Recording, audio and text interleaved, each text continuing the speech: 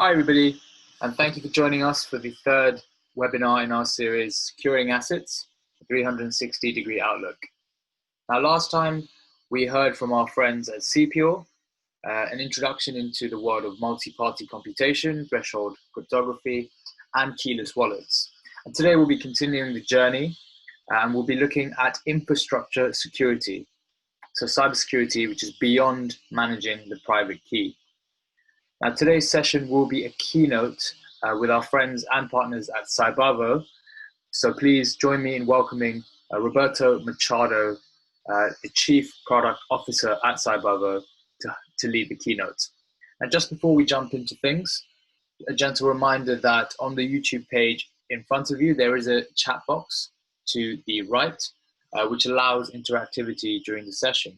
So please do join in, ask questions, leave comments, and we'll be able to respond in the chat box during the session. Thank you. I really hope you enjoy the session. Roberto, over to you. Thank you, Suren, for the introduction. Hello, everyone, and thank you for joining us on today's webinar. I am Roberto Machado, Product Director at CYBAVO. Before joining CYBAVO, I have been working in the cybersecurity and payments industry in Asia for 10 years now. Today, we will review a series of infrastructure security tips that can help protecting enterprise wallets beyond the private key management. During the premiere of this webinar, I would like to invite you to post questions and comments on the dialog box on the right side of this video. Please feel free to ask questions and we will answer you during the broadcast of the webinar. First of all, let me introduce CYBAVO. For those of you who are not familiar with us, we are a cybersecurity company that has developed a secure and user-friendly cryptocurrency wallet and custody solution for enterprise. Our company founders and development team have a long experience in cybersecurity industry, and before starting CYBAVO, some of them as security consultants for top cryptocurrency exchanges in Asia. On our first and second webinars, we discussed what are the challenges faced by traditional private key management approaches, and the compromise between security and funds liquidity that service providers had to make when choosing a key management model for their enterprise wallets. On the one hand, you want your funds to be as safe as possible, but on the other hand, you want to be able to easily operate and manage your crypto assets and offer your customers a timely service. If you are an end user, keeping your keys safe is relatively straightforward. You need to back up your private key to be protected in case you lose it. Don't use an email to transfer or save your private keys. Don't take screenshots or photos to save the private key. Don't use wallets from unknown sources. Don't import private keys to unknown third-party websites. If you follow these steps, you are very much covered. But as a service provider, this will not be enough. Virtual asset service providers, say cryptocurrency exchanges, fund managers, or token issuers, accumulate a large amount of crypto. On the one hand, they require these funds to be absolutely protected at all levels, and on the other hand, the service provider still needs to be able to operate with certain flexibility to be able to perform their customer operations. In this context, how the crypto assets, or in other words, the private keys, are protected is essential to the operation and the survivability of the company and their customer funds. Some VASPs choose to develop their solutions in-house, while some others look for specialized third-party wallet providers like CYBAVO to provide their secure enterprise wallets. In any case, a wallet developer and enterprise wallet provider, higher restrictions and protection standards need to be considered. Accumulating a large amount of cryptocurrency definitely turns virtual asset service providers into a target. These are some of the most recent major theft cases suffered by VASPs. During the first episode of this webinar series, we reviewed some of these hacks, and today we will mention some more. Some of these losses are caused by a very deficient management of the assets and the private keys. Some others are caused by technical vulnerabilities, lack of policies, while others are caused by a human error. It is estimated that a total of $4 billion in crypto was stolen only during 2019, and headlines about new exchange hacks and losses are still frequent today. One of the first points we discussed in previous webinars is that in the context of cryptocurrency, the private key is essentially the equivalent to your assets. As it is the only token that allows operate your funds, Losing the private key means losing the access to the funds. Keys have been traditionally stored on hot or cold storage, depending if they were isolated or connected to a network. Transactions have been signed with single signature or multi-sig scheme, but new approaches in private key management have been challenging these models now. In the previous webinar, Frank and the team at Cipure discussed the advantages that MPC technology and threshold seek were introducing in the private key management field, where MPC was eliminating the private key from the equation, and with it, the most obvious single point of failure in a wallet system.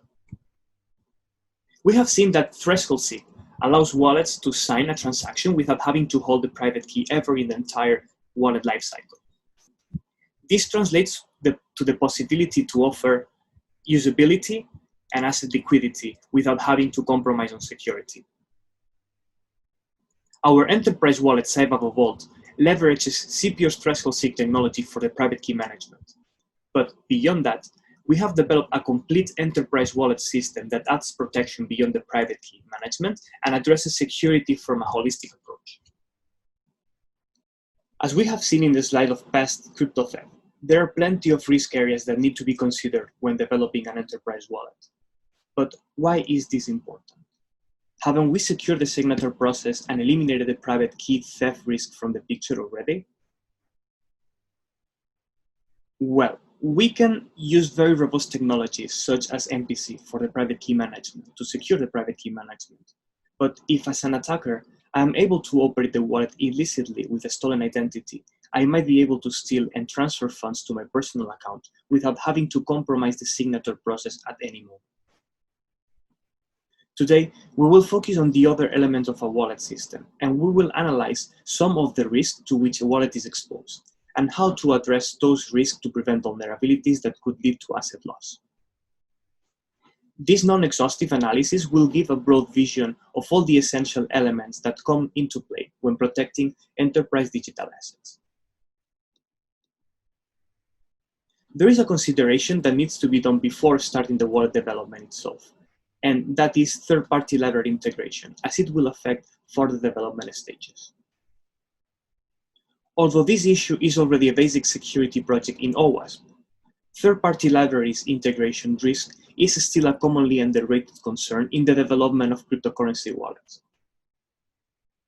During the first episode of this webinar series, we saw the case of JavaScript event stream, where a hacker was able to introduce some malicious code in a very commonly used JavaScript library. This code was eventually used by a wallet provider, and the attackers were able to get users' private keys exploiting the malicious code. On another recent example, a team of security researchers discovered that more than 700 Ruby libraries in an official repository contain malicious code meant to hijack user clipboards. So it is important to be extremely cautious when using third-party libraries during the development of a wallet. Before integrating any third-party library, it is recommended to first do some proper research on the library we are considering to integrate, taking a special look on past known vulnerabilities. Preferably look for open source libraries, as they are under the scrutiny of larger community of developers and the code is available for revision. Once a library is chosen, a version must be fixed, followed by a code review and code security audit. And finally, it is necessary to perform a proper follow-up, subscribing to relevant library updates and checking regularly for security concerns and alerts. Wallet security is divided into these 5 areas. Blockchain security comprises the security from the blockchain network infrastructure itself, but also the security regarding the private key. How is the private key generated? Are the random processes random enough? Is there any risk for the creation process to be compromised at any point? Is there any single private key, or are we using a more robust approach like MPC? System security includes everything related to the system that hosts all the elements that form the wallet. This means operating system, libraries, and etc. Authentication security focuses on the ability to enforce that only authorized users are able to operate the wallet, and how the platform prevents unauthorized users access that could render the rest of the precautions useless. Node security focuses on the protection of the blockchain full nodes, which are also a functional part required by the wallet. Finally, wallet security focuses on the design of the wallet of application. We will visit all these modules with the exception of the blockchain security, as it falls out of the scope of the presentation today. For more information about the private key management and security, I strongly recommend the second episode of this webinar series. Let's dive first into some system security considerations. We will be running different elements of our platform on different hardware systems, either on local and cloud servers or on mobile devices. Regardless of the system where the wallet and the signer are running, Windows, Linux, iOS, or Android, system security detection capabilities and memory usage specifications must be considered. We will need to consider as well the specific characteristics and threats that each one of the platforms may introduce. In the case of our solution, we can differentiate two different types of systems, divided into mobile and non-mobile platforms. If we focus on non-mobile devices running the wallet solution, we must first acknowledge that traditional antivirus programs or firewalls have limitations and are not enough to protect a system safeguarding an enterprise wallet. In a platform like ours, it's recommended to follow a more restricted approach. For instance, our solution runs in a hardened operating system, a highly personalized OS which only includes the essential libraries required to run our platform. This fact helps reducing the attack surface. Blacklisting all processes by default, using sandboxing to eliminate privilege escalation risk, and leverage monitoring tools is also essential to be in control of the health and integrity of the system hosting the platform. It is very important to be protected against ransom attacks by encrypting the system configuration files as well as performing regular database backups. Integrity verifications will reduce the risk and help detecting any sort of system tampering. Finally, it's also very important to be absolutely conscious about the residual information that might remain in the system memory, and to use memory guard and other methods to protect sensitive information from the risk of a potential memory dump forced by a malicious process being attached to the system processes.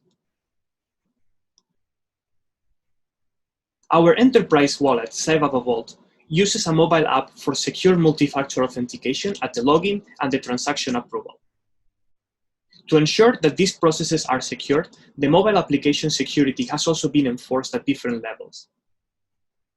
Mobile devices are vulnerable to different modifications that can compromise the security of the device and can help a malicious user to retrieve sensitive information that a user might be introducing, like user credentials, secret PIN codes, etc.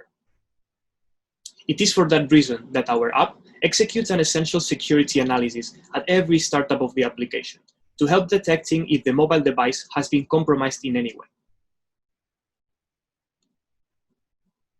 If you check the video on the screen, you will see the startup process of CYBAVO authentication app. It includes a complete security check to detect if the device has been jailbroken or rooted, if the location has been mocked, if the storage has been tampered, or if the application is running on an emulator. The mobile application must also be protected against reverse engineering that could compromise its integrity. That is why mechanisms like hardening or code obfuscation with tools like ProGuard must be performed as well. When updating the application, a cloud verification of the app integrity must be performed to detect any type of tampering attempt. The app must also leverage the secure storage mechanism provided by the mobile operating system, like Android Key Store or iOS Keychain, to safely store any key being used. Pins introduced by the user must never be stored or kept in the memory. Memory guard or other mechanism must be used to ensure that any information temporarily stored in the memory is not accessed by any unauthorized process, and memory must be cleared regularly. Finally, the application might be potentially used to introduce sensitive information, as it is the case in the CYBAVO Alt app. It is strongly discouraged to use any type of third-party input methods, such as keyboards, as they might introduce keyloggers or store online the introduced information. In case of our authentication app, we have developed a secure keyboard for PIN introduction. So far, we analyzed some guidelines on how to get protected against potential intrusions caused by exploiting system vulnerabilities. Our next focus area is authentication security. All the previous protection efforts can result fruitless if a weak authentication mechanism leaves opportunities for a malicious actor to impersonate a legitimate user. If a user is compromised, an attacker can leverage that user account to trigger apparently legitimate transactions without stealing any private key or compromising the signature system and process at all. To avoid this type of threats, we need a proper authentication mechanism in place so we can ensure the accounts cannot be compromised and only the rightful users can operate the platform, and always within their clearance level. To provide some perspective, CYBAVO Vault offers a web interface for the wallet management. Users with a wallet creator permission can log into the web interface to create wallets and define wallet policies. The CYBAVO secure authentication app we saw in the mobile system security section is used to provide multi-factor authentication when a user wants to log into the web interface. Users also need to double confirm their identity when they have to perform critical operations in the platform, such as wallet creation, policies update, and also when they want to trigger a transaction from the web interface. In terms of authentication, we cannot rely uniquely on the traditional user password mechanism. This is a very outdated and high-risk authentication method. Passwords can be cracked or can be guessed. It is very common to hear about account databases being stolen and then sold on the dark web. Also, users tend to reuse passwords across different services. Hackers know also that fact, and they will try to reuse account credentials obtained illicitly by database breaches in different platforms to log in to different services from the same user. An improvement over the only password-based approach is to use an additional second layer of authentication. That method is called multi-factor authentication or second-factor authentication in a specific case of two factors. This method requires a second mechanism to identify the user, like an email link, an SMS code, or a time-limited one-time password generated on an MFA app. However, this method still has some limitations. Email accounts can be compromised by the same password reutilization method we just explained. SIM duplication is a technique that has already facilitated few attacks where the hacker was able to duplicate the victim's SIM card and then receive the SMS containing the access code to the platform. Also, some time-based OTP apps can also be vulnerable, since the seeds used to generate the codes can be reused without the legitimate user noticing. A more robust method is to add public key cryptography infrastructure to the MFA process and combine it with a unique ID per user to bind a user authentication app with the system, securing at the same time the communication channel between the two ends. Cryptographically binding a user device with a service also creates a unique, secure communication channel between the user and the system. The user is able to notice when someone else has used the account to bind another service, and it will be kicked out from the session if someone else logs in. Secure authentication also needs to consider environmental parameters, such as geolocation or IP address, since these are also factors that can determine the legitimacy of an access attempt. This on the screen is an example of a hack that occurred about a year ago to the wallet provider GitHub. An attacker targeted the server storing the user access API tokens. With those stolen API tokens, the attacker was able to initiate a large number of API calls to the system from a limited number of unusual IPs, using the wallet owner's legal tokens.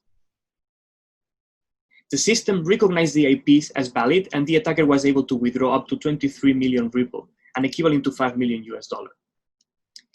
In this example, an IP address whitelisting policy or detecting the geolocation from where the access attempts were performed would have helped detecting and potentially stopping this unusual activity. In this specific case, enforcing content segmentation for the API token and secret between the user and the database of the APIs can also help reduce the risk of this type of attack. But it is not only important that the system is able to detect the type of attempts. giving the user visibility over environmental information from the request whenever there is a login request, such as location, request time, operating system, web browser, or IP address, can help the user detecting malicious login attempts. This screenshot displays the information a CYBAVO Vault user will be able to see on his authentication app whenever there is a login attempt. With this information in hand, the user can evaluate the legitimacy of a login attempt and reject in case something is off. The next element to be considered is blockchain node security. A blockchain node is the outmost element in the system, as it acts as a server in the decentralized network. Some of the basic functions include to broadcast transactions and to keep the ledger synchronized. Nodes usually also pack some additional features like mining wallet. As blockchain nodes are elements that require to be constantly connected, they often become a target to attackers. During our first webinar, we saw an example of a vulnerability on the Ethereum node called ETH Black Valentine's Day. This node vulnerability allowed the attackers to steal funds without requiring to take control of the private key itself for stealing the funds. The attack exploited a malfunction in the wallet feature included in all versions of Ethereum nodes. The code included a method called unlock account, which allowed to transfer funds after introducing the password for a single time, and until a lock account method was called back. The system could scan the specific ports of thousands of nodes to trigger a send transaction command, and in any node in the unlock account state would make a transfer of funds to the address specified by the attacker.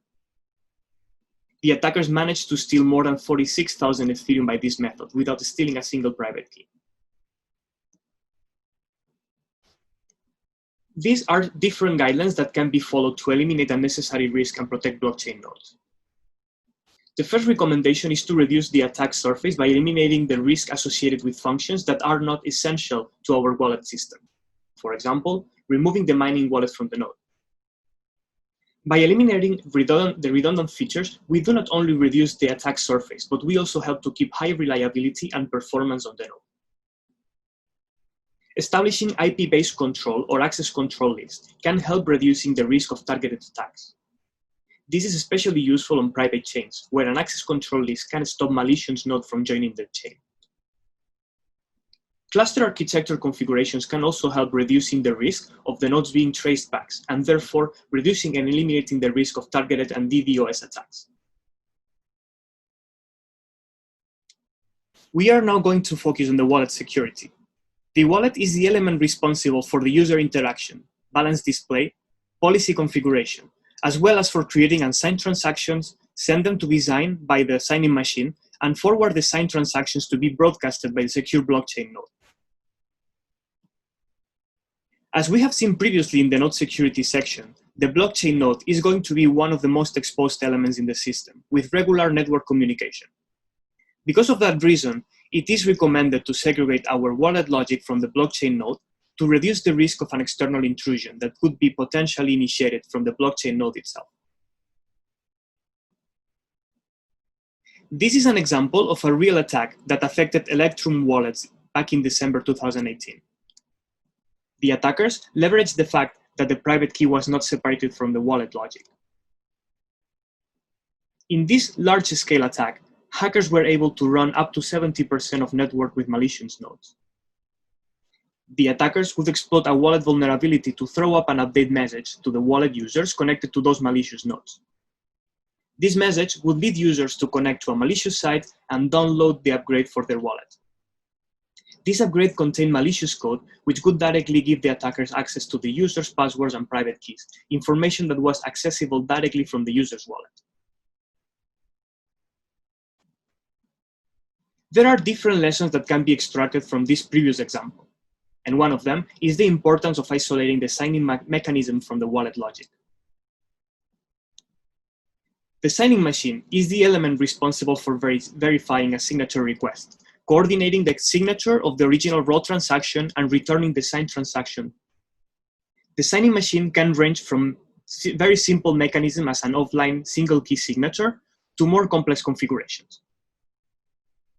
In our case, we use CPU's threshold seek technology to coordinate an MPC signature by multiple signing parties. By segregating these three modules, wallet segregated from the blockchain node and the signing machine segregated from the wallet, we can drastically reduce the risk of an intrusion that could reach the signing mechanism and the impact of intermediate intrusions.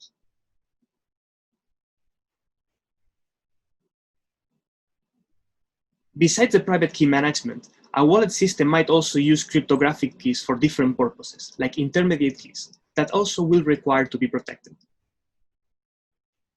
When encrypting any type of key, it is important to rely on robust and vastly tested encryption algorithms like EAS or RSA, instead of using your own encryption algorithms, less tested and which could contain unknown vulnerabilities.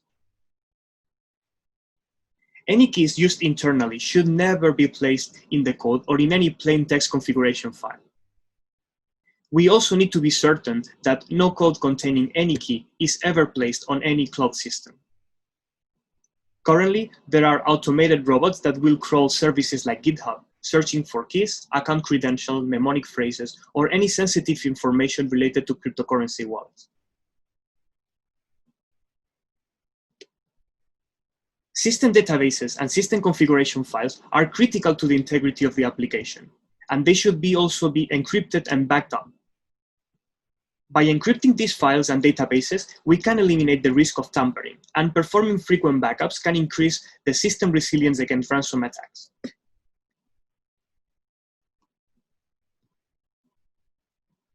Even if all the different modules in a system are safe, it is critical to ensure that all the communication channels used between different modules or with any external element are properly protected. To illustrate this point, we can take a look on the hack that IOTA wallet suffered earlier this year. Hackers exploited a vulnerability in a third-party developed trading module being used by IOTA wallet. The attacker used the vulnerability in the module communication process to perform a man-in-the-middle attack to inject malicious JavaScript code and obtain API keys and steal, therefore, the user seeds and password, especially for some high-value users. The consequences were more than 2 million USD stolen in IOTA tokens, and the entire network shut down temporarily. These attacks highlight the importance of protecting with additional level of end-to-end encryption all communication channels, to make sure that even if we lose the S on HTTPS, all communications remain safe and resistant to sniffers and man-in-the-middle attacks. So, to finalize, these are the key takeaways that summarize the concept that we have seen during today's webinar. New enterprise wallet solutions need to be able to offer liquidity and usability to service providers without compromising on security. MPC technology like Secure Threshold SIG eliminate the risk of private key becoming the single point of failure. Secure key management is not enough to ensure the fund's security, and institutional wallets need to consider security beyond it. Wallet systems need to focus on key management security, system security, blockchain node security, authentication security, and wallet application security. CYBAVO provides a turnkey enterprise wallet design with a full-stack security approach. With that, I would like to conclude today's presentation. Thank you very much for joining us today. Please do not hesitate to send us any email if you have any question or if you would like to know more about us. With that, I send it back to you, Suren. Thanks a lot. Thank you very much, Roberto. Now, I'd like to say a huge thank you to CYBAVO and especially to Roberto for taking us on a really interesting journey, exploring the different elements of infrastructure security there. Now, if you'd like to know any more about any of the aspects that you've seen in this webinar series, please don't hesitate to visit our website at threshold.com or directly contact us at sales@threshold.com. Now, next time, we'll be exploring the issue of distributed trust, removing single points of failure. This keynote session will be delivered and led by our very own Chief Technology Officer here at Threshold, Hakeem Mamoni. And what we'll be covering is what is needed to deliver higher degrees of security, resilience, and availability. Now, the registration tickets are in the description box below. So please go ahead, grab your ticket now, and we will see you next time. Thank you very much for joining us today. Really hope you enjoyed the session, and we look forward to seeing you next time.